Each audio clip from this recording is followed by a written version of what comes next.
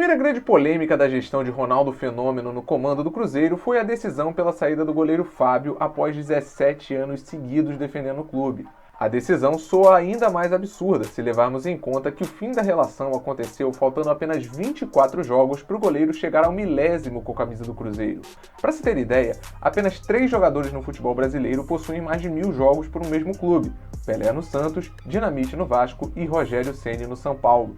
A decisão gerou protesto dos torcedores, e mesmo que o Cruzeiro realize homenagens e alguma espécie de jogo de despedida, a sensação que fica é que a história entre os dois não terminou como deveria.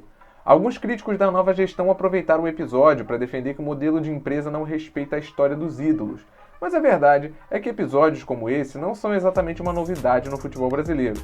Dá só uma olhada em alguns casos que tivemos só nos últimos anos. Não tem muito tempo, outra torcida que se revoltou na época com a diretoria foi a do Palmeiras.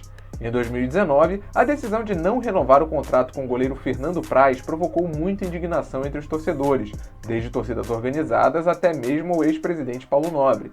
Não faltaram críticas ao presidente na época, Maurício Gagliotti, e a Alexandre Matos pela decisão.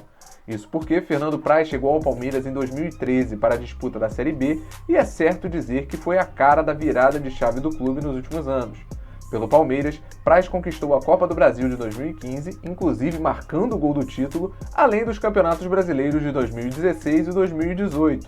Hoje, ele é indiscutivelmente um dos maiores ídolos do clube, mas a sua saída não foi conduzida da melhor forma. Após encerrar seu contrato com o Palmeiras, Praz defendeu o Ceará até 2021 antes de se aposentar. Mas apesar de toda a identificação criada e nunca ter escondido o desejo de encerrar a carreira pelo Palmeiras, isso nunca aconteceu. Um grande ídolo do futebol mundial que com certeza não terminou sua carreira como merecia foi Ronaldinho Gaúcho. O bruxo dispensa apresentações. Por onde passa, é reconhecido mundialmente e ainda hoje é visto dando seus rolês aleatórios por aí. Apesar de todos já termos nos acostumado com a vida de aposentado de Ronaldinho, você saberia dizer quando que ele encerrou a carreira?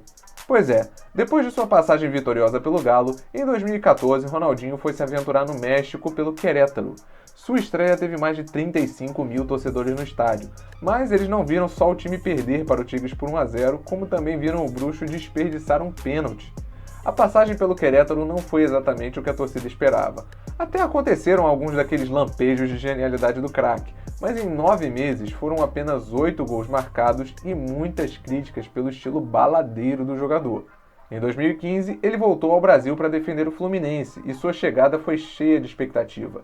Mas não demorou muito e o encantamento acabou. Foram apenas 9 jogos com a camisa do Flu e nenhum gol marcado.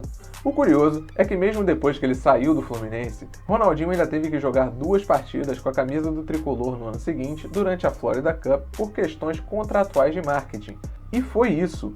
Nunca mais Ronaldinho atuou profissionalmente por nenhum outro clube, sem nenhum anúncio, nenhuma despedida oficial, nenhuma cerimônia.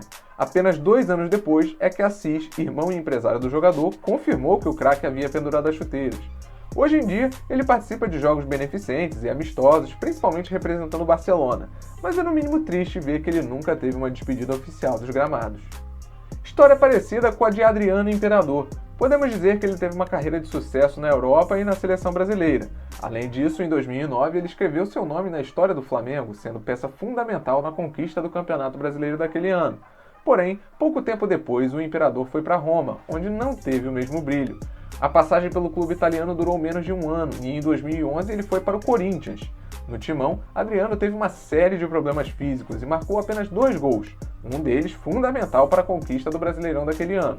O Imperador ainda voltou ao Flamengo em 2012 para ser o dono da camisa 10, mas os problemas físicos e extracampo não permitiram que ele sequer fizesse um jogo pelo clube antes de rescindir o seu contrato. Ele ainda fez alguns poucos jogos pelo Atlético Paranaense e o Miami United da 4ª divisão dos Estados Unidos, mas estava cada vez mais claro que o jogador já tinha pendurado as chuteiras sem uma despedida oficial.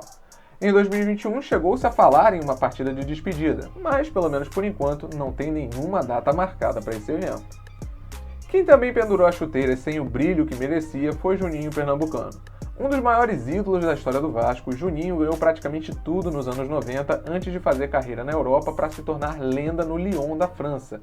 Em 2011, Juninho voltou ao Vasco e foi peça importante do time na campanha do vice-campeonato brasileiro daquele ano.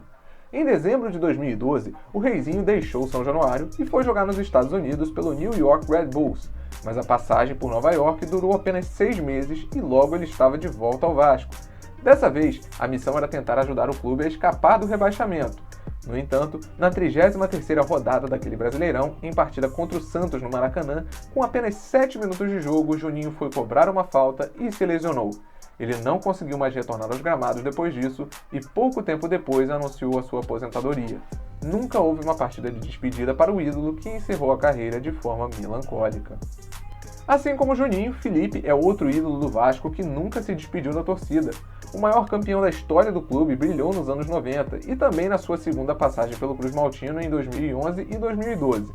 No entanto, em 2013, Felipe teve atritos com René Simões, na época diretor do Vasco, e acabou perdendo a guerra de braço. Felipe então acabou indo para o rival Fluminense, a pedido do técnico Abel Braga, mas não teve passagem de destaque por lá, passando a maior parte da temporada no banco de reservas. Em março de 2014, ele quase acertou seu retorno ao Vasco, mas as negociações não deram certo e o jogador simplesmente pendurou as chuteiras sem uma despedida oficial. No Fluminense, um jogador que até hoje divide opiniões é Conca.